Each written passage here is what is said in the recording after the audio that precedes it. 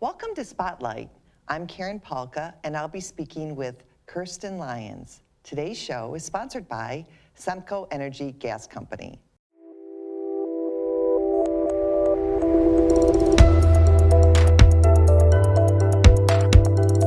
Welcome, Kirsten, to Spotlight. Thank you. I'm so happy to be here. We're glad to be here, and amongst all of these beautiful leaves.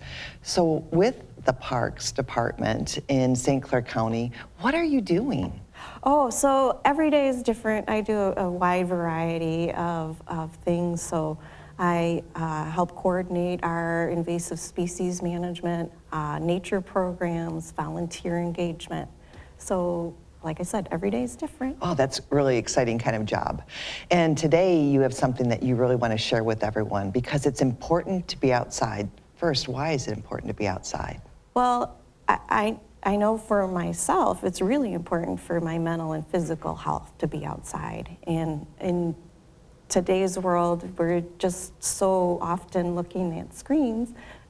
We want people to look at screens, but we need a balance. There is a balance, you know. Yeah, exactly. So then there's this event coming up. Many different things that you're doing. This hat today, what do you want to invite our viewers to do? Yeah, so I'd like you to come out and experience the fall colors at the peak of leaf peeping season at Columbus County Park. That's 1670 Bowman Road, Columbus, 48063 if you want to GPS it. And it'll be a Saturday, October 21st at 10 a.m. It'll be fully outside, rain or shine, and we'll meet in front of the lodge, which is the beautiful timber building when you first come into the park. So do you have to be a resident of St. Clair County to come enjoy this? No, anyone's welcome. Okay, so this is you really... want to come from California to this event? Come on, take a plane ride. Yes. And then you get to see these beautiful leaves. Yeah. What are some of the things that you're going to do during this time? So we'll cover the basics of tree identification. People love trees, and we all want to learn more about them. And I'm still learning. I've spent decades looking at trees, but I still have a lot more to learn. And I know when I'm speaking with the community that everyone else feels that way too. Even tree experts are like, really want to learn more about trees. So you can be a novice in this, and you could be a novice or very experienced. Yes. And it's really interesting. Like, what kind of? Can you tell us anything about some of these leaves itself? So I brought some of these leaves just to show you. This is not even peak leaf peeping season yet, and we still have plenty of color. They're beautiful. Yeah. So there's a couple different kinds of oak leaves here. This is a pin oak this is actually from my own yard, but we have those in county parks too. And this is a bur oak, also from my yard. So so oak can have multiple different kinds of oaks. Oh yeah, there's many species of oaks. Okay. And oaks are often considered the premier species because they feed so many different native birds and insects and animals feed on the leaves, the sap, the acorns.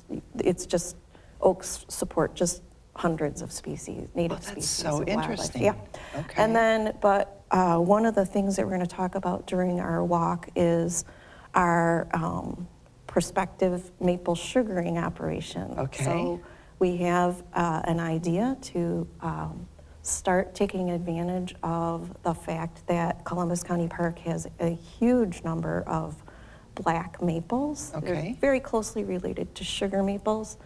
But the black maple, actually the sap is the sweetest of all the maple trees. Wow. And so we called the walk the Sweetest Trees, because we're going to show people how to identify black maple trees and how to measure them to make sure that they're the right size for tapping in the spring. Okay, so Yeah. so it's not like you can go up to any maple and just start tapping it. I mean, you could, but we love all trees, and we want to protect our maple trees. Okay, yes. Mm-hmm. And so you don't want to tap a little maple tree, because that what you're tapping is the sap, and Okay. that's what's going to sustain the trees Okay. through the coming growing season. Sure. And beyond. So they always produce a little more sap than what they need. Mm-hmm. And so we have learned from our maple sugaring resource folks that You don't want to tap a maple that's smaller than about 12 inches in diameter. Okay. And then when you tap them, we get candies, we get syrups, we get all sorts of things, Yeah, there's right? all kinds of things you can make with that sap, and it's a question of how you process it. So I went shopping at the Sweet Tooth in Marine City last night to see what they had for maple flavored candy, and there's a couple things that they had, and we'll have a few more during the walk. Okay. But there's maple balls and maple Taffy. Yeah, and these okay. are for you. Oh, wonderful, thank you. So you can sample We will what we're going to share. sample. Yeah.